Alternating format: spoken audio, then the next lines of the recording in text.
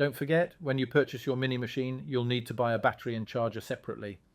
The charger is suitable for voltages between 100 and 240 and up to 3 amp charge current. It also comes with a UK and EU plug. The mains cord for the charger is around 1.5 meters long, and you can find the EU plug inside the UK plug.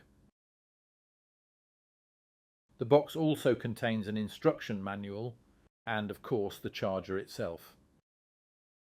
There are many vents in the body to keep the battery and charger cool during charging.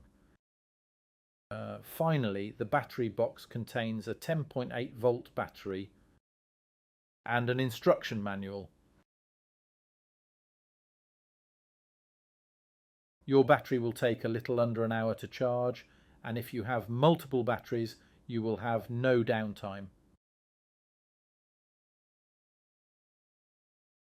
When charging the battery, the green light will blink.